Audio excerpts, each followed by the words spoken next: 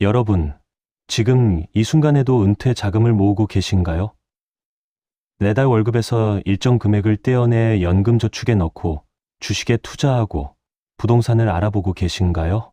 그런데 만약 어떤 사람이 당신에게 이렇게 말한다면 어떻게 반응하시겠어요?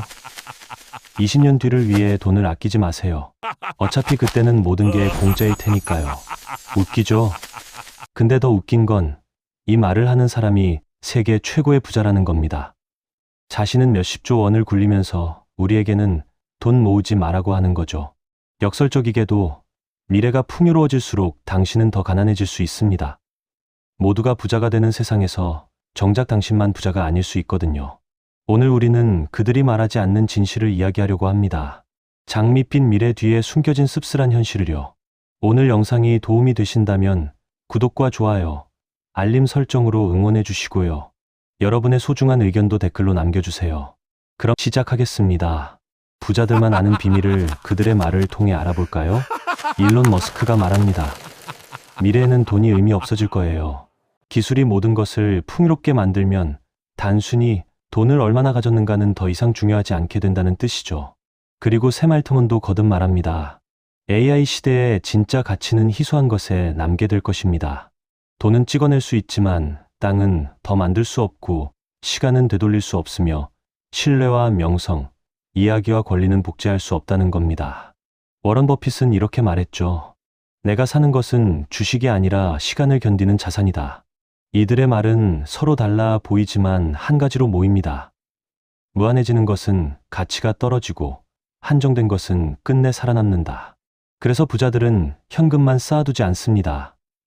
다시 생기지 않는 토지, 대체 불가능한 브랜드, 세대가 바뀌어도 남는 저작권, 누구도 조작할 수 없는 희소 자산, 이런 것들을 조용히 모읍니다. 돈이 사라질 것 같아서가 아니라 돈보다 오래 남을 것을 알고 있기 때문입니다. 마지막으로 이 문장 하나만 기억하면 됩니다. 부자들은 돈을 믿지 않는다. 돈이 흘러갈 그릇을 믿는다. 그 그릇이 바로 한정자산입니다. 그런데 이상하지 않나요? 돈이 의미 없어질 거라는 사람이 왜 본인은 천문학적인 보상을 챙기고 있을까요? 일론 머스크는 자기 회사 주식으로 수십조 원대 보상 패키지를 받았습니다. 돈이 의미 없다면서요? 더 아이러니한 건 이런 말을 할 때 그들은 활짝 웃고 있다는 겁니다. 마치 동화책을 읽어주듯이요. 근데 듣는 우리는 웃을 수가 없어요. 왜냐하면 우리 통장 잔고는 매달 줄어들고 물가는 오르고 집값은 천정부지로 치솟고 있으니까요. 많은 사람들이 지적합니다. 녹아내릴 돈조차도 내 손에 없다. 그게 가장 큰 문제다. 이게 현실이에요. 우리는 미래를 걱정하기 전에 오늘을 살아내는 게 먼저라고요. 비판적인 시각도 많습니다. 그들이 말하는 우리의 당신이 포함되어 있을까요? 솔직히 말하면 아닙니다. 그들이 말하는 우리는 기술을 소유한 사람, 자본을 가진 사람, 먼저 선점할 수 있는 사람들이에요. 당신과 저 같은 보통 사람은 글쎄요. 우리는 그저 이 변화의 관객일 뿐입니다. 그런데도 우리는 이 이야기를 해야 합니다. 왜냐하면 모르고 당하는 것보다 알고 대비하는 게 낫거든요. 지금부터 그들이 말하지 않는 진실을 하나씩 파헤쳐 보겠습니다. 변화는 빠릅니다. 챗GPT가 2개월 만에 2억 사용자를 확보했다는 건 사실이에요. 기술은 정말 무섭게 발전하고 있죠. 근데 이상한 게 있어요. 기술은 발전하는데 왜 우리 삶은 더 팍팍해지는 걸까요? AI가 발전하면 모두가 편해져야 하는데 정작 현실은 일자리는 불안하고 물가는 오르고 집은 더 비싸지고 있습니다. 뭔가 이상하지 않나요? 냉소적인 분석들이 쏟아집니다. 권력자들이 먼저 자산을 선점하고 돈을 휴지로 만들기. 전 세계적 현상이다. 이게 핵심입니다. 쓰나미가 온다는 건 맞아요. 근데 그 쓰나미에서 살아남는 건 누구일까요? 서핑보드를 미리 준비해둔 사람들입니다. 그리고 그 서핑보드의 이름은 한정자산이에요. 부자들은 이미 알고 있었습니다. 그래서 현금을 들고 있지 않아요. 부동산을 사고 주식을 사고 금을 사고 비트코인을 삽니다. 왜 그럴까요? 화폐가 녹아내릴 걸 알기 때문이죠. 그런데 우리에게는 뭐라고 말하나요? 돈 모으지 마세요.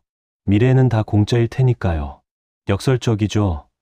본인들은 미친 듯이 자산을 긁어 모으면서 우리에게는 현금 쥐고 기다리라고 합니다. 이게 바로 정보의 비대칭입니다. 그들이 웃는 이유가 여기 있어요. 당신의 일자리는 AI와 로봇이 노동을 대체하면 생산 비용이 떨어진다? 맞는 말입니다. 그런데 잠깐 거기서 빠진 게 있어요. 당신의 일자리입니다.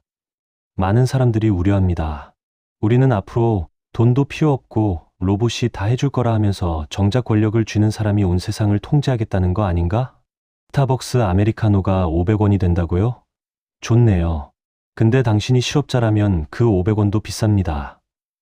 경제 전문가들 사이에서는 이런 분석이 나옵니다. AI와 로봇이 대체 불가능한 자원이 중요하다. 부동산, 에너지, 자원은 한정적이라 계속 오를 거고 노동력과 부산물들은 가격이 떨어진다. 바로 이겁니다. 물건값은 떨어지는데 당신의 월급도 같이 떨어져요. 아니, 월급 자체가 없어질 수 있습니다. AI가 당신보다 일을 더 잘하니까요. 시민들의 분노 섞인 요구도 나옵니다. 판사, 검사, 법관들 모두 해고하고 AI로 빠르게 바꿔놔라. 웃긴 건 실제로 그렇게 안 된다는 거예요. 왜? 권력을 가진 사람들은 자기 자리를 지킬 테니까요. 결국 누구의 일자리가 먼저 사라질까요? 단순 노동자, 사무직, 서비스직. 바로 우리입니다. 의사, 변호사, 국회의원은 제도적으로 보호받겠지만 당신과 나는? 글쎄요. 비용의 제로화는 맞습니다. 근데 그게 제로화되는 건 당신의 가치일 수도 있어요. 보편적 기본소득, UBI. 좋은 말이죠. 정부가 모든 국민에게 돈을 준다니까요. 근데 현실을 볼까요? 회의적인 시각들이 많습니다. 정부가 돈을 찍어내면 누가 그 돈의 가치를 보장할까요? 로봇이 물건을 사주지 않는다는 게 함정이다. 맞아요. 기업이 로봇으로 물건을 만들어도 그걸 살 사람이 없으면 경제가 돌아가지 않습니다. 그래서 정부가 돈을 나눠줘야 한다고요? 이상적으로는 맞습니다. 근데 인류 역사에서 권력자들이 자발적으로 부를 나눈 적이 있나요? 없습니다. 항상 피를 흘려야 했어요. 인간 본성을 꿰뚫는 지적도 있습니다. 인간이란 내가 생산한 가치를 무료로 사용하는 다른 인간을 용납하지 않는다. 이게 진실입니다.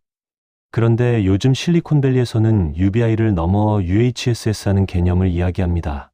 보편적 고지능 서비스와 재화. 이게 뭐냐고요? 돈을 나눠주는 게 아니라 물건과 서비스 자체를 공짜로 제공한다는 겁니다. 집, 음식, 의료, 교육. 모든 게 AI와 로봇이 만들어내니까 그냥 가져가라는 거죠. 꿈 같은 이야기죠. 근데 그 서비스를 제공하는 AI와 로봇은 누가 소유하고 있나요? 소수의 기술 기업들입니다. 그들이 자비롭게 우리에게 공짜로 나눠줄까요? 역사가 말해줍니다. 절대 안 그럴 거라고요. 현실주의자들의 예측은 냉정합니다. 생산성이 대체되면 다 같이 잘 사는 게 아니라 극심한 양극화가 될 가능성이 높다. 결국 소수에게 쏠리는 모든 재화에 우리는 얹혀가거나 그들을 뜯어먹고 살아야 하는 구조가 될 것이다. 배급제 사회가 올 거라고요? 그럴 수도 있죠. 근데 그 배급을 받기 위해 우리는 무엇을 포기해야 할까요? 자유, 존엄, 선택권? 공짜 점심은 없습니다. 그들이 뭔가를 공짜로 준다면 당신에게서 더 큰 걸 가져가고 있는 겁니다. 물가가 정말 떨어질까요? 물가가 떨어진다고요? 정말 그럴까요? 누군가 계산했습니다. 20년 전 떡볶이 500원, 지금 떡볶이 5,000원. 10배 올랐습니다. 그럼 앞으로 20년 뒤에는 이론대로라면 떡볶이가 500원으로 돌아가야 하는데 정말 그럴 것 같나요? 현실적인 비판이 나옵니다. 우리나라 기업이 생산 단가가 낮아진다고 가격을 내릴 것이라는 착각에 빠지면 안 된다. 서로 담합할 것이 분명하다. AI로 생산 비용이 떨어져도 기업은 절대 가격을 내리지 않습니다. 그게 자본주의예요. 이익을 극대화하는 게 기업의 본질이니까요. 한국 상황에 대한 자조적인 평가도 있습니다. 한국은 물가가 내릴 일은 없다. 한국에선 어떻게든 눈탱이 쳐서 더 받아먹으려고 작정하는데 더 무서운 건 환율입니다. 다른 나라들은 기술 발전으로 생산성이 올라가는데 우리는 많은 경제 관찰자들이 한탄합니다. 다른 나라에 비해서 우리나라 돈값은 유난히 빨리 떨어지고 있다. 환율 좀 잡혔으면 좋겠다. 강제적 풍요에 의한 디플레이션? 이론적으로는 가능합니다. 근데 그게 실현되려면 전제 조건이 있어요. 공정한 분배입니다. 많은 사람들의 갈망이 담긴 한마디. 암튼 세상이 발전할수록 공정하지 못한 게 문제다. 공정한 세상이 왔으면 좋겠다. 하지만 현실은 더 냉정합니다. 기술은 발전하는데 공정함은 후퇴한다. 세상이 똑똑해질수록 부의 분배는 더 불공정해진다. 이게 진짜 문제다. 결론, 돈의 가치는 떨어질 겁니다. 근데 물가는 안 떨어져요. 이게 현실입니다.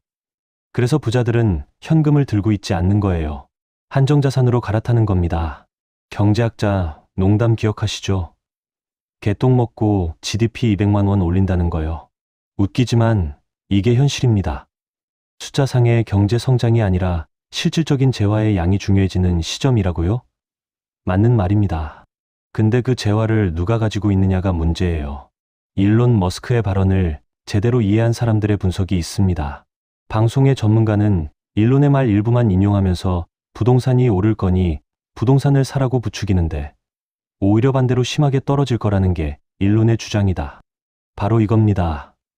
정보는 왜곡되고 해석은 자의적이고 결국 누군가의 이익을 위해 이용됩니다. GDP가 올라도 당신 월급은 안 올라요. 경제가 성장해도 당신 삶은 나아지지 않습니다. 왜? 그 성장의 과실은 소수에게 집중되니까요. 현실을 직시하는 목소리들이 있습니다. 부익부 빈익빈이다. 있는 사람은 돈 되는 것 사고 없는 사람은 거지 되어간다. AI 시대에도 마찬가지입니다. 아니, 오히려 더 심해질 거예요. 기술을 소유한 자와 소유하지 못한 자의 격차는 더 벌어집니다. 비관적이지만 현실적인 예측도 나옵니다. 빈부격차가 더 커지고 결국은 혁명이라든지 세계대전이 일어나겠지. 역사는 반복되거든요. 여러분, 영상이 도움이 되신다면 구독과 좋아요 부탁드립니다. 알림 설정까지 해두시면 새로운 경제 인사이트를 놓치지 않으실 수 있습니다. 자본주의의 공식이 깨진다고요? 이론적으로는 맞습니다. 로봇이 노동을 대체하면 기업 이익은 폭발하지만 소비자가 없으니 경제가 멈춘다는 거죠. 그래서 정부가 개입해서 재분배한다고요? 핵심을 꿰뚫는 분석이 있습니다. 일론이 말하는 우리는 우리와 같은 노동계층을 포함하지 않는다. 그들이 말하는 우리는 권력층이다. 기계가 우리의 노동을 완전히 대체하면 우리는 사라지게 될 것이다. 인간 본성에 대한 냉철한 관찰도 있죠. 어떤 세상이 와도 그 안에도 빈부격차가 생기게 될 것이다. 인간은 모두가 똑같게 살기를 원하지 않는다. 분배, 그럴싸하게 들리지만 실제로는 어떻게 될까요? 현실주의자들의 경고가 있습니다. 머스크가 말한 미래는 인간이라는 불안정한 요소가 최소화됐을 때 이야기다. 안타깝지만 10년 전으로 세상은 엄청나게 큰 혼란이 일어날 수밖에 없는 상황인데 정치적으로나 국민들의 의식 수준이 밑받침되는 나라가 과연 몇이나 있을까?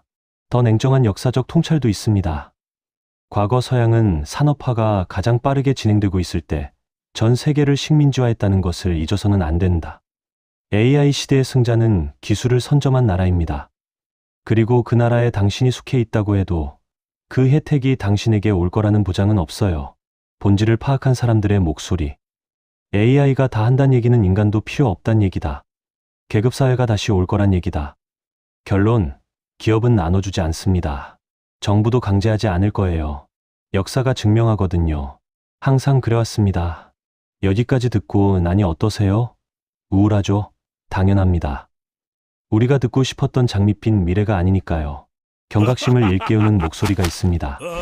이 이야기는 엄청난 부자들이 그냥 웃으면서 일반 사람들에게 노후에 대해서는 걱정 말고 돈을 쓰라며 사람들을 선동하는 말이다. 그래야 자기들이 더 큰 부자가 될 테니까 10년에서 30년 후에 이들의 말을 듣고 돈을 버는 대로 펑펑 쓰는 사람들은 노숙자가 된다. 맞습니다. 그들의 말을 액면 그대로 믿으면 안 돼요. 현실적인 조언도 있습니다. 이런 예측은 방향은 맞으나 시간을 맞춘 적은 없다. 늘 예상보다 늦게 찾아온다. 사람들이 적응하고 제도를 마련하는데 시간이 필요하기 때문이다. 이 방송 보고 머스크가 말한 것만 믿고 노후 준비 안 하면 망한다. 노년의 거지 된다. 그럼 우리는 어떻게 해야 할까요? 첫째, 현금을 쥐고 있지 마세요. 화폐 가치는 떨어질 겁니다. 핵심을 정리한 분석이 있죠. 결론 녹아내리는 화폐가 아닌 한정적인 자산을 모아야 한다. 그럼 한정자산이란 정확히 뭘까요? 공급이 제한되어 있고 시간이 갈수록 희소성이 커지는 자산입니다. 많은 사람들이 이미 알고 있습니다. 리튬, 금, 은, 실물 광물들이 오를 것이다. 에너지에 투자해야 한다. 토지가 중요해진다. 한정자산의 대표 예시를 보겠습니다. 부동산, 특히 핵심 입지 토지, 미술품과 골동품, 보석과 명품, 비트코인 같은 발행량이 제한된 암호화폐 2100만 개로 제한, 저작권과 판권, 금, 은, 희토류 같은 자원. 둘째, 한정자산 투자의 5가지 기본 원칙을 기억하세요. 원칙 1, 대체 불가능성부터 보세요. 다른 걸로 절대 대신할 수 없는가? 위치, 작가, 원본, 권리 등 유일성이 핵심입니다. 복제 가능한 건 한정자산이 아닙니다. 원칙 2, 수요가 꾸준한가를 먼저 확인하세요. 유행으로 끝나면 안 됩니다. 세대가 바뀌어도 필요한가? 주거, 문화, 저장 가치처럼 지속적인 수요가 있어야 합니다. 지속 수요가 단기 인기보다 중요합니다. 원칙 3, 보유 비용을 계산하세요. 한정자산은 대부분 들고 있는 동안 돈이 듭니다. 세금, 관리비, 보관비, 보험료, 유동성 부족 리스크까지요. 싸게 사는 것보다 오래 버틸 수 있는지가 더 중요합니다. 원칙 4, 현금화 시간을 감안하세요. 부동산이나 미술품은 팔 때 시간이 필요합니다. 급전이 필요할 때 취약하죠. 전체 자산의 30에서 40% 이내로 제한하는 게 안정적입니다. 원칙 5, 이야기가 붙는 자산을 사세요. 한정자산 가격을 올리는 건 숫자보다 서사입니다. 역사, 상징성, 희귀한 사건, 브랜드 신화. 스토리가 강할수록 가격 방어력도 강합니다. 셋째, 구체적인 한정자산 투자 전략입니다. 부동산 전략. 토지가 건물보다 낫습니다. 교통, 학군, 일자리 3박자를 갖춘 곳이 중요하죠. 기준은 단 하나.